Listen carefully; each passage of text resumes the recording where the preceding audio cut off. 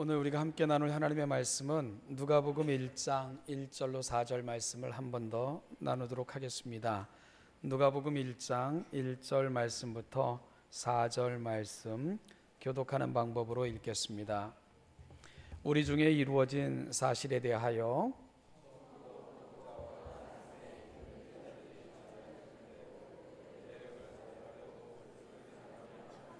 그 모든 일을 근원부터 자세히 미루어 살핀 나도 데오빌로 각하에게 차례대로 써보내는 것이 좋은 줄 알았노니 각하가 알고 있는 바를 더 확실하게 하려 함이로라. 아멘. 선지자란 누구인가에 대해서 존 팀머만큼 이렇게 적절하게 설명한 학자도 없다는 생각을 합니다. 존 팀머는 선지자에 대해서 이렇게 말했습니다. 그들은 단지 하나님께 입술만 빌려드린 대변인이 아니었다. 그들은 하나님 옆에 있는 고문관으로서 하나님의 마음을 그대로 느꼈다. 하나님께서 느끼시는 고통과 분노를 같은 심정으로 경험했다. 그들은 하나님의 음성만 듣는 것이 아니라 마음까지도 느꼈다. 하나님께서 언약으로 맺어진 백성들이 언약의 율법을 농락하는 것을 보시고 절규하자 그들도 절규한 것이다. 선지자들을 그렇게 표현했습니다. 참 멋진 표현이라는 생각을 합니다. 선지자들은 이스라엘 백성들에게 언약의 하나님이신 여호와께 다시 돌아가서 헌신하자고 온 몸과 마음으로 호소했던 사람들입니다. 존 팀머의 표현대로 그들은 단지 하나님께 입술만 빌려드렸던 자들이 아니었습니다. 그들은 하나님 곁에서 하나님의 마음을 느꼈고 알았기에 그 하나님의 아픔과 안타까움, 때론 그 백성을 향한 그 절규하시듯 슬퍼하시는 그 마음을 온 마음으로 온 삶으로 전했던 사람들, 그들이 바로 선지자들입니다. 때론 음식을 먹지도 못하며 때론 자로만 누워 때로는 우로만 누워 오랜 시간을 보냈고 수염을 밀기도 하고 머리를 밀기도 하고 기름기 없는 음식으로 연명하기도 하고요. 때론 감옥에 갇히기도 하고 수없이 많은 매를 맞기도 하고 생사를 드나드는 그 험난한 그 고통과 고뇌를 온몸으로 맞아들이며 그리고 감내하며 살아갔던 사람들, 그들이 바로 선지자들이었다는 거죠. 여러분, 그 많은 고난과 어려움이 찾아와도 그들이 왜 멈출 수 없었을까요? 그들이 왜 그 삶을 포기할 수 없었을까요? 하나님의 마음을 알았기 때문입니다. 하나님께서 그 백성들을 향해 보여주시는 그 마음을 그들은 보았고 알았기에 멈출 수 없었고 포기할 수 없었던 것이지요. 신앙은 바로 하나님의 마음을 아는 곳에서부터 시작이 되는 겁니다. 선지자들은 단순히 하나님의 말씀을 받아 앵무새처럼 되뇌인 사람들이 아닙니다. 온 몸으로 온 마음으로 그들의 뜻과 생각을 자신들의 모든 것을 통해 드러내고 보여주었던 사람들, 그들이 바로 선지자들이었던 것입니다. 이런 선지자의 모습은 나단 선지자라는 사람을 묵상하면 그들이 어떻게 메시지를 전했고 그들이 어떤 삶을 살았는가 하는 것을 조금 더 잘 이해할 수 있을 듯합니다. 사무엘하 11장에 보면 다윗이 밧세바를 아내로, 그것도 아주 비겁하고 야비한 방법으로 취하는 그런 이야기가 등장합니다. 이 밧세바는 이미 결혼한 몸이고요. 그 밧세바의 남편은 우리아라는 아주 용맹스러운 다윗의 용사 중에 한 사람이었습니다. 그런 밧세바를 다윗은 우연을 가장한 고의로 전쟁터에서 죽게 하고는 밧세바를 아내로 취하게 되죠. 정말 해서는 안 될, 일어나서는 안 될 그런 일이 다윗을 통해서 벌어지게 된 것입니다. 밧세바가 남편의 죽음을 듣고 슬퍼하며 그 장례를 다 치르자 다윗은 그를 궁으로 불러들여 아내로 삼게 됩니다. 그리고 그녀를 통해 아이를 낳게 되죠. 일이 순조롭게 다윗의 생각대로 뜻대로 그렇게 잘 진행되는 것 같이 보였습니다. 물론요, 아는 사람들도 있었겠죠. 그런데 다윗이 누굽니까? 다윗의 인기는 그 당시 하늘을 찌를 듯 했고요. 다윗은 이스라엘의 자존심이었고, 그리고 또한 자부심이기도 한 그런 인물이었습니다. 그러니 그 정도의 일을, 여러분, 그 정도라고 표현하는 것은 그 왕의 입장에서 보면 그걸 지적하거나 그걸 알려주거나 뭐 뒤에서 수근거릴지언정 다윗 앞에서 그 잘못을 지적할 수 있는 사람은 그리 많지 않았을 것입니다. 그런데요, 모두가 그렇게 넘어갈 것 같았던 사건, 아이까지 낳고 그렇게 마무리될 것 같았던 사건, 그리고 우리야도 다윗이 칼을 들어 죽인 것이 아니기 때문에 전쟁터에서 전쟁 중에 죽은 것이기 때문에 어찌 보면 모두가 우연이라고 생각할 수 있었던 그런 사건, 그렇게 그 사건이 끝날 것 같았죠. 그런데 성경은 이렇게 보도합니다. 다윗이 행한 그 일이 여호와 보시기에 악하였더라. 여러분, 이것이 성경의 결론입니다. 그리고 이것이 하나님의 관점입니다. 사람들에게는 잊혀질 수 있고 넘어갈 수 있었던 사건, 그런데 성경은 하나님의 눈으로 그 사건을 점검해 줍니다. 다윗이 행한 그 일이 여호와 보시기에 악하였더라. 그리고 이어지는 사무엘하 12장 1절은 여호와께서 나단을 다윗에게 보내시니라는 말로 시작이 됩니다. 여호와께서 나단을 다윗에게 보내시기를 원하셨죠. 그래서 다윗을 찾아간 나단은 우리가 너무나도 잘 아는 한 비유를 다윗에게 들려주게 됩니다. 부한 자와 가난한 자의 비유이죠. 양과 소가 심이 많은 부자가 있었습니다. 이 성경에서 심이 많다는 것은 헤아릴 수 없을 정도로 많은, 그러니까 자기가 얼마나 많은 양과 염소를 가지고 있는지도 모르는 그만큼 부자가 있었다는 거죠. 반면에 열심히 돈을 모아 암양 한 마리를 삽니다. 정성껏 키웁니다. 마치 딸처럼 가족처럼 그렇게 양 한 마리에 소망을 걸고 애지중지하며 살아가는 아주 가난한 한 사람이 있었습니다. 어느 날 부자의 집에 손님이 찾아옵니다. 손님을 대접해야 되는데 헤아릴 수 없는 많은 양과 소를 가지고 있는 부자가 자기의 소유물 중에 한 마리를 취하여 잡아 손님을 대접하는 것조차 아깝다는 생각이 들었어요. 그래서 부한 자가 가난한 자에게 찾아가서 여러 가지 이유를 들었겠죠. 그 가족처럼 생각하는 암양 한 마리를 강제로 뺏어다가 그 양을 잡아다가 자기 집에 온 손님들을 대접하는 이런 만행을 저지르게 됩니다.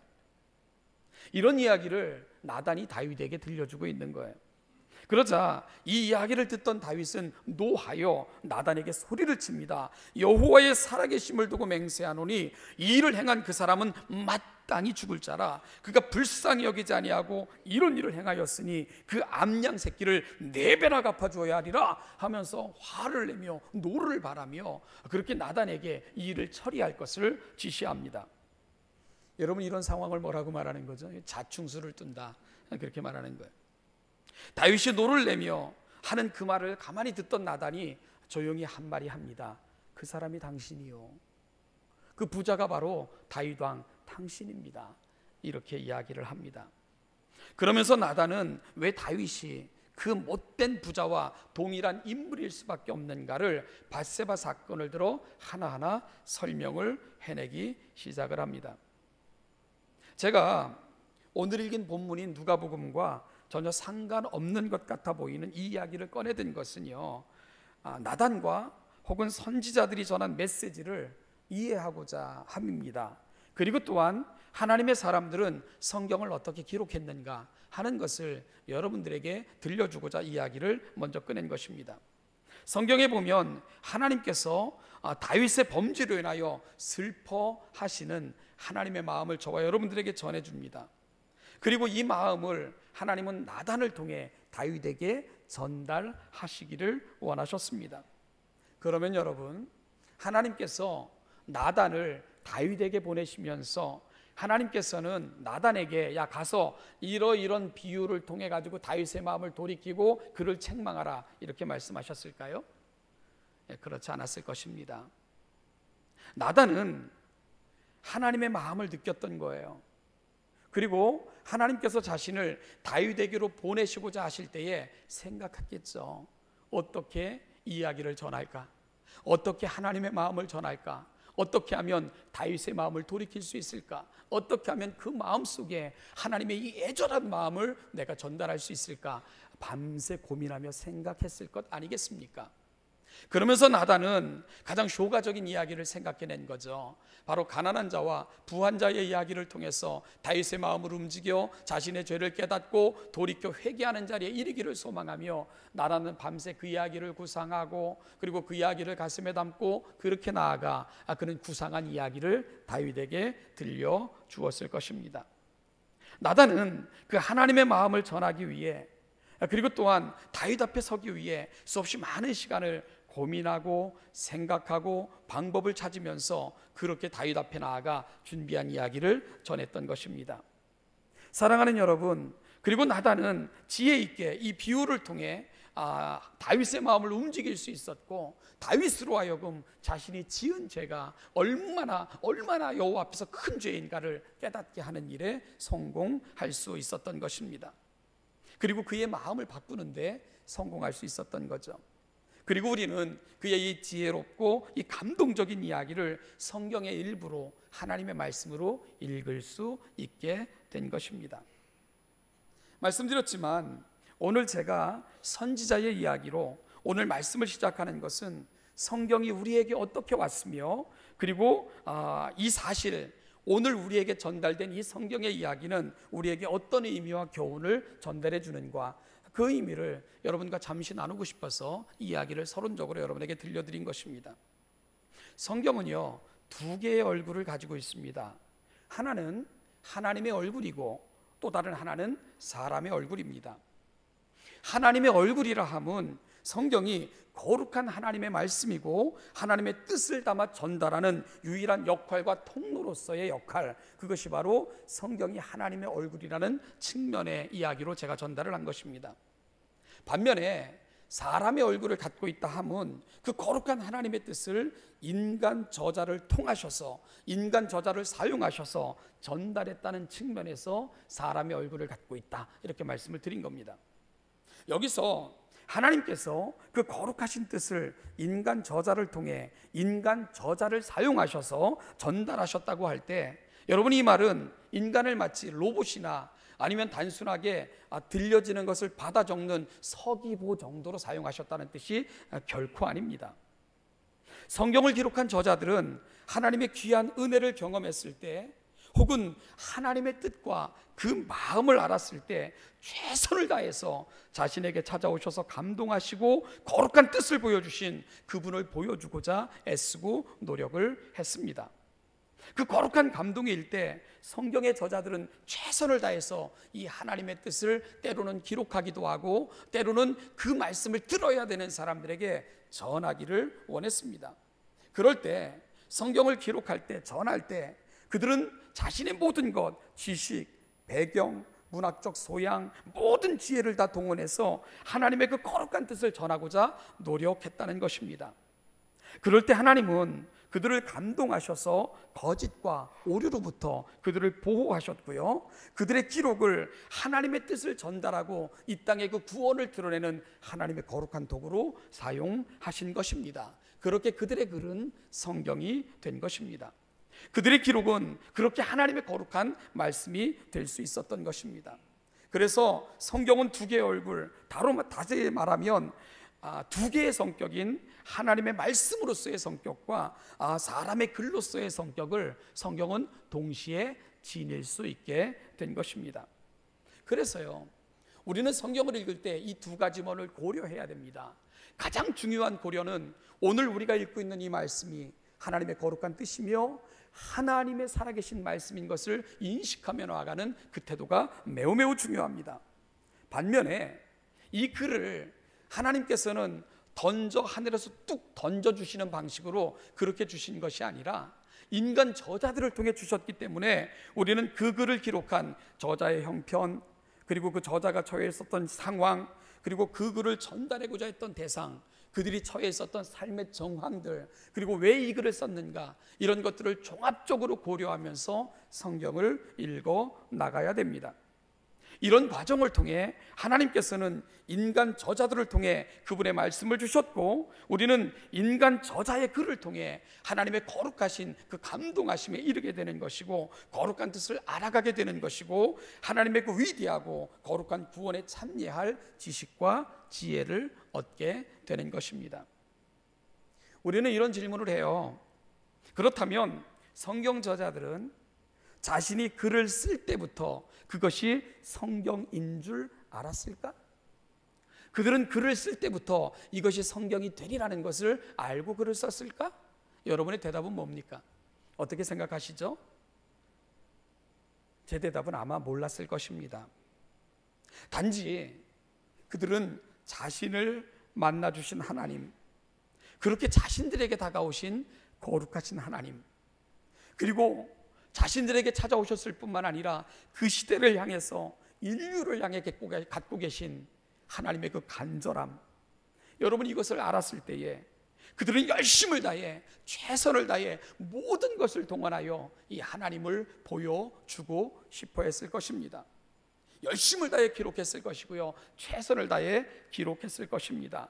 그럴 때 하나님은 그들로 하여금 하나님의 거룩한 말씀의 기록자여, 전달자여, 구원의 동역자로 그들을 사용하신 것이고, 그들의 글을 하나님의 거룩한 말씀으로 사용하신 것입니다.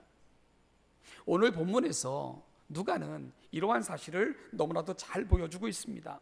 성경이 우리에게 어떻게 왔는가? 오늘 본문, 특별히 우리가 읽은 누가복음 1장 1절부터 4절 중에 우리는 세 가지 단어를 주목할 필요가 있습니다. 하나는 붓을 들었다는 표현과, 또 하나는 자세히 미루어 살폈다, 붓을 들었다 살폈다는 표현과, 또 한 가지는 차례대로 써보냈다는 표현, 이 세 가지를 잘 이해해야 성경이 우리 가운데 어떻게 왔는가, 그리고 오늘 이 성경은 우리에게 어떤 의미를 주는가 하는 것에 대한 분명한 이해에 이를 수 있게 됩니다. 처음부터 말씀의 목격자와 말씀의 일꾼된 자들이 전하여 준 그대로 내력을 저술하려고 붓을 든 사람이 많았다. 여러분, 붓을 든 사람이 많았다는 표현이 어떤 뜻을 갖고 있죠? 성경은 어느 날 하늘에서 뚝 떨어진 글이 아니라는 겁니다. 성경은요, 하나님께서 신비한 방법으로 기록된 것을 우리에게 툭 던져놓고는 성경이야 이렇게 말씀하시지 않았다는 것입니다. 누군가 들었고요, 거룩한 감동을 받았고 이를 기록으로 남겨 성경이 됐다는 것을 알려주고 있는 것이지요. 이어서 누가는 자신의 이야기를 들려주고 있습니다. 그도 역시 그 모든 일을 근원부터 자세히 미루어 살폈다고 고백합니다. 그 모든 일은 지난주에 말씀드렸던 것처럼 나사렛 예수 그리스도에 관한 일입니다. 그분이 이 땅에 오신 이유, 십자가 사건, 그리고 부활, 이것이 그가 미루어 살펴 전하고자 했던 그의 이야기의 핵심입니다. 그는 예수님을 영접한 후 보다 확실하고 분명한 이해에 이르기 위해 근원부터 자세히 미루어 살폈다고 그렇게 고백하고 있습니다.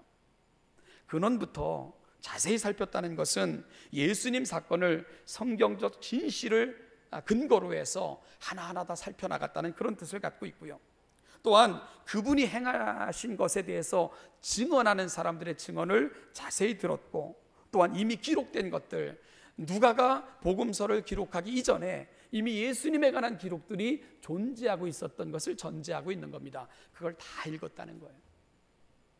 그리고 또한 남아있는 많은 기록들을 자세히 살펴놓으라고 고백하고 있는 겁니다.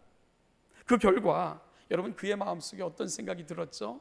예수님에 대해서 들으면 들을수록, 예수님에 관해 기록된 것들을 읽으면 읽을수록, 많은 사람들의 증언을 들으면 들을수록 그 마음속에 열정이 솟아난 것입니다. 그게 뭐죠? 기록해야 되겠구나, 이걸 써야 되겠구나, 이걸 들려줘야 되겠구나, 또 다른 사람들에게 보여줘야 되겠구나, 견딜 수 없는 열정과 감동이 그의 마음속에 있는 것입니다.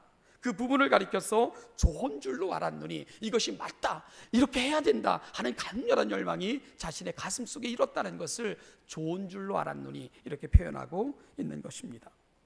여러분, 내 가슴에만 담아두기에는, 자신만 알고 있기에는, 자신만 은혜 받고 구원 받은 것에 그저 감사하게 살기에는 가슴에 담겨진 게 너무 큰 거예요.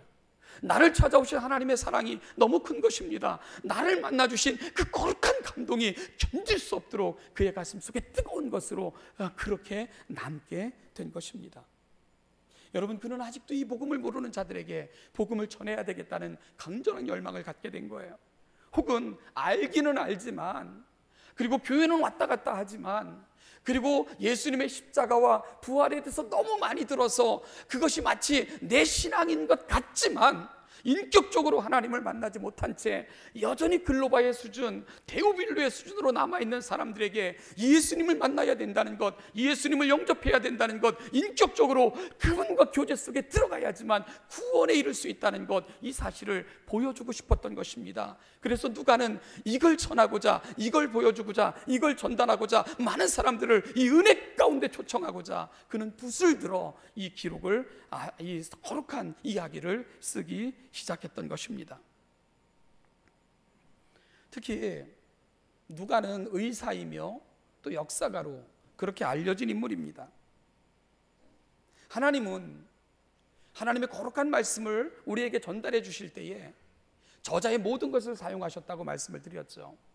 누가는 의사이며 역사가입니다. 세밀함과 면밀함이 있습니다. 그래서 우리가 누가복음을 읽고 있으면 다른 복음서와는 다른 특징들을 발견하게 되는데 그것이 세밀함이며 면밀함입니다. 바로 의사의 세밀함과 역사가의 면밀함이 누가복음 전체에 녹아져 있다는 것입니다. 그래서 우리는 세밀한 관찰 그리고 면밀한 조사를 통해 객관적인 역사를 통해 우리 가운데 다가오시는 하나님을 누가를 통해서 만날 수 있게 된 것입니다. 누가는 다른 복음서에서는 전달하지 않는 예수님의 탄생 이전의 이야기부터 예수님의 어린 시절을 우리에게 전달해주는 유일한 복음서입니다. 또한 이 누가가 전하는 복음서는 이것이 단순히 유대인을 향한 하나님의 구원의 의미를 넘어 예수님의 족보는 단순히 아브라함으로부터 시작하는 것이 아니라 연유를 거슬러 올라가면 아담에게 닿아 있고 아담은 하나님께 닿아 있다는 온 인류를 향한 하나님의 거대한 구원의 계획을 보여주고 싶은 것이 누가복음이 갖고 있는, 누가복음에 나타나는 족보가 갖고 있는 역할인 것을 우리가 또 알게 됩니다. 모든 인류를 향한 하나님의 거대한 구원의 계획, 이걸 누가는 알려주고 싶었던 것입니다.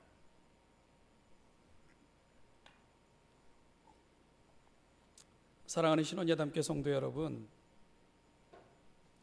우리가 살아가는 삶의 자리에서 우리가 받은 은혜를 귀히 여기고 그 은혜대로 사는 것, 이건 매우 중요한 의미를 갖고 있습니다. 누군가에게 내가 만난 하나님, 내게 찾아오셔서 은혜를 베푸시고 나를 구원하신 그 위대한 이야기를 들려주는 것은 여러분들이 생각하는 것, 상상하는 것보다 엄청난 더한 의미를 갖고 있다는 것을 기억하셔야 됩니다. 내가 살아가는 이야기는 누군가에게 하나님을 보여주는 것이며 내가 만난 예수 그리스도를 전하는 작은 이야기들은 누군가에게는 성경이 되기 때문입니다. 여러분들의 말이 계시가 된다, 이런 측면에서 드리는 말씀이 아닙니다. 하나님께서는 성경 저자들의 그 가슴에 담겨진 말들이 그들의 거룩한 열정을 통해 글로 기록되어 남겨질 때 하나님의 위대한 말씀이 성경이 되게 하셨던 것처럼 오늘 우리가 살아가는 삶의 자리에서 성경 기자들처럼 거룩한 열정으로 그 감동, 그 큰 감동을 우리의 삶 속에 담아내고, 그리고 누군가에게 내게 찾아오셔서 나를 만나 구원하게 해주신 그 이야기, 하나님의 이야기를 들려준다면 여러분은 누군가에게 성경이 된다는 사실입니다. 그렇게 하나님은 거룩한 열정을 갖고 기록한 그 성경 말씀을 통해 하나님의 거룩한 뜻을 지금 이 시대 우리에게도 들려주고 계신 것처럼 여러분의 입술의 말들을 통해 하나님은 세상을 구원하고자 하는 하나님의 거룩한 도구로 사용하시기 때문에 그런 것입니다. 우리 역시 이 시대에 하나님의 거룩한 도구요 성경이 될 수 있는 것입니다. 여러분, 이 말이 성경은 아직 완성이 안 됐기 때문에 또 쓰여져야 된다, 그런 뜻으로 드리는 말씀이 아니라는 것은 분명히 여러분들도 이해하실 것입니다. 하나님의 사람들은 바로 자신의 삶의 자리에 그렇게 찾아오신 하나님을 자신의 모든 것을 다하여 표현하고 기록하고 전했을 때 하나님은 그들을 성경으로 이 시대를 향한 거룩한 구원의 도구로 사용하셨던 것처럼 오늘 저와 여러분들을 하나님은 또다시 이 세상 속에 그렇게 사용하시기를 원하시는 것입니다. 어느 글을 보니까 미국의 청소년들이 받고 싶어하는 상 가운데 전미과학경시대회, 우리말로 번역하면요, 그런 대회가 있답니다. 이 대회를 주니어 노벨상이라고까지 표현하면서 그 상의 가치가 얼마나 높냐 하면 이 전미과학경시대에서 수상한 자들은 대통령에게 앞에서 직접 시상에 직접 대통령이 참여하고요. 그리고 또한 거기서 상을 받은 아이들에게는 명문대학에 입학할 자격이 주어지는 특전이 그렇게 제공이 된답니다. 몇 해 전에 한 학생이 면역체계 연구라는 그 연구 결과로 여기서 이제 그 대상을 수상하게 되었는데, 기자들이 그 어린아이에게 물었어요. 그게 이제 청소년들 대상이니까 수상 소감을 물었더니 그 젊은 아이가 이렇게 대답을 하더랍니다. 상을 받으려고 연구를 시작한 것이 아닙니다. 제 여자친구가 병에 걸려 너무 마음이 아팠습니다. 그 친구가 힘들어하는 것을 내가 견딜 수가 없었습니다. 그 친구를 낫게 해주고 싶었습니다. 그래서 그 병을 연구했는데 연구하다 보니까 여기까지 이르게 된 것뿐입니다. 이런 수상소감을 밝혔습니다. 상이 목적이 아니라 여자친구를 사랑한 거죠. 그가 고통당하는 게 너무 아팠던 거죠. 힘들었던 거죠. 어떻게 하면 도와줄 수 있을까? 어떻게 하면 저에게 내가 할 수 있는 일은 뭘까? 고민하면서 그 여자친구의 병에 대해서 연구하게 되고 살피게 되고 조사하게 되고 자신이 그 방면에 정말 내 여자친구를 위해서 작은 일이라도 기여하고자 하는 그 거룩한 마음이 오늘 여기에 설 수 있게 만들어줬다는 그런 고백을 하고 있었던 거죠. 단지 한 사람을 사랑하기에, 그를 위해 무언가를 해주고 싶었기에, 그는 자신의 연구 결과가 어떤 결과를 만들어내리라고는 이토록 영화로운 자리에 서게 되리라고는 전혀 생각도 안 한 채 그냥 최선을 다했던 것입니다. 그럴 때 그는 그 영광에 참여할 수 있게 됐던 거죠. 사랑하는 성도 여러분, 하나님의 사람들은 내가 쓰는 글이 성경이라고 생각하진 못했을 것입니다. 그러나 하나님을 사랑했기에, 그 하나님의 마음을 전하고 싶었기에, 오늘도 우리 가운데 들려주고 싶은, 그래서 때로는 가슴 아파하시는 그 하나님의 마음을 전달하고 싶었기에 그들은 전했고, 그리고 기록했고, 그렇게라도 하나님을 보여주고 싶었던 것입니다. 그럴 때 하나님은 그들을 성경이 되게 하신 거고, 그들을 하나님의 위대한 구원의 파트너로 삼으신 거고, 그들을 통해 온 세상이 하나님을 알아가는 거룩한 도구로 그렇게 삼으셨던 것입니다. 사랑하는 신원야담교 성도 여러분, 오늘 내가 받은 은혜를 붙들고 살아가는 것, 그것은 누군가에게는 하나님을 보여주는 거룩한 도구라는 것을 기억하십시오. 누군가에게 내가 만난 하나님, 성경에서 들려주시고 보여주신 그 하나님을 전할 때 여러분은 누군가에게는 또 다른 성경처럼 사용되고 있다는 것을 기억하십시오. 여러분들이 하나님이 찾아오셔서 내게 보여주신 그 하나님을 펼쳐 보일 때 여러분들은 하나님의 거룩한 동역자요, 하나님이 이 땅에 그분을 보여주고 싶어 하시는 하나님의 거룩한 도구가 되고 있다는 것을 기억하십시오. 내가 만난 하나님, 내가 받은 은혜, 누군가에게 보여주며 전하며 또 누군가에게 그 하나님에 대해서 말할 때 여러분이 곧 복음이 되는 것입니다.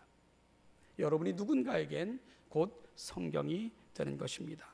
여러분이 이 세상에서는 곧 교회인 것입니다. 우리 같이 찬양 하나 했으면 좋겠습니다. 우리가 많이 불렀던 찬양 중에 시선이라는 찬양이 있습니다.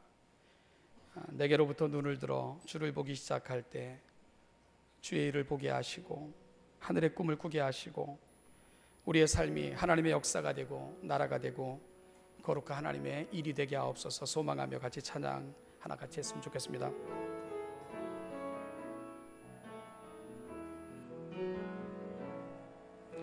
내게로부터 눈을 들어 주를 보기 시작할 때 주의 일을 보겠네. 내 작은 마음 돌이키사 하늘에 꿈꾸게 하네. 주님을 볼 때 모든 시선을 주님께 드리고 살아계신 하나님을 느낄 때 내 삶은 주의 역사가 되고 하나님이 일하기 시 성령이 나를 변화시켜 성령이 나를 변화시켜 모든 두려움 사라질 때 주의 일을 보겠네. 황폐한 인한 가운데서 주님 마음 알게 되리. 주님을 볼 때 모든 시선을 주님 전능하신 하나님을 느낄 때 전능하신 하나님을 세상은 주의 나라가 되고 세상은 주의 나라가 되고 하나님이 일하기. 다시 한번 고백합니다. 모든 시선을 주님께 드리고 모든 시선을 주님께 살아계신 하나님을 느낄 때 살아계신 하나님을 느낄 때 내 삶은 주의 역사가 되고 하나님이 일하기. 모든 시선을 주님께 드리고 모든 시선을 주님 전능하신 하나님을 느낄 때 전능하신 하나님을 세상은 주의 나라가 되고 세상은 주의 나라가 되고 하나님이 일하기 시작하네. 하나님은 어느 날 갑자기 기록된 성경을 우리에게 던져주면서 성경이다 그렇게 말씀하지 않으셨습니다. 사람의 마음을 사용하셨고 열정을 사용하셨습니다. 오늘도 하나님은 어떻게 일하실까요? 그 열정을 가진 사람들, 우리가 살아가는 삶의 자리, 우리가 시선을 거두어 주님을 바라보며 그 하나님을 보여주고 싶을 때 여러분이 곧 복음입니다. 여러분이 곧 교회입니다. 여러분이 곧 성경입니다. 오늘 이 시간 함께 기도할까요? 조용히 기도하실 때 하나님, 한 주간의 삶이 내가 살아가는 삶의 자리에서 보여주는 것들이 누군가에게 말하는 것들이 복음이 되게 하옵소서. 교회를 보여주게 하옵소서. 하나님의 성경이 되게 하옵소서. 같이 기도하며 시작하기를 원합니다. 기도하겠습니다. 아버지 하나님, 은혜와 사랑을 감사합니다. 오늘 이 아침도 하나님께서 우리를 불러 영화롭고 아름다운 자리로 초청하여 주신 것을 감사합니다. 구속받은 백성이 되었습니다. 거룩한 주의 자녀들이 되었습니다. 살아가는 모든 삶의 자리에서 하나님을 보여주며 하나님의 영광과 은혜를 드러내는 아름다운 주의 백성들로 살아갈 수 있도록 은혜 위에 은혜를 더하여 주옵소서. 오늘도 이 아침 하나님의 거룩한 백성들에게 복의 복을 더하여 주시고 은혜 위에 은혜를 더하셔서 아버지 하나님의 영광 위대하심에 이를 수 있는 복되고 귀한 거룩한 자녀들이 되도록 은혜 위에 은혜를 허락하여 주시옵소서. 아버지, 존귀하신 아버지 하나님, 하나님의 거룩한 사람들을 사용하셔서 하나님의 위대하고 거룩한 뜻을 드러내신 아버지 하나님을 송축합니다. 우리도 그렇게 하나님의 나라가 되고 하나님의 역사가 되고 하나님이 세상에 보여줄 그분의 성경이 되고 하나님이 우리 가운데 펼쳐진 일들을 이야기할 때 세상에 복음이 될 수 있는 아름다운 하나님의 백성들이 되게 하여 주옵소서. 감사드리며 예수님의 이름으로 기도하옵나이다. 지금은 우리 주 예수 그리스도의 은혜와 아버지 하나님의 무한하신 사랑과 성령의 인도, 교통, 충만케 하심이 또다시 하나님이 세상에 펼쳐 보이실 복음이 되기를 사람들에게 하나님을 보여주는 거룩한 하나님의 동역자들이 되기를, 이 땅에 드러내 보여주시고 싶어 하시는 하나님의 말씀이 되기를 소망하며 이 자리에 있는 우리 사랑하는 신원예담교회 모든 성도들과 그들이 살아가는 모든 삶의 자리와 그들이 속해 있는 모든 공동체와 삶의 정황 위에 이제부터 영원까지, 그 영원까지 함께 하시기를 축원하옵나이다. 아멘.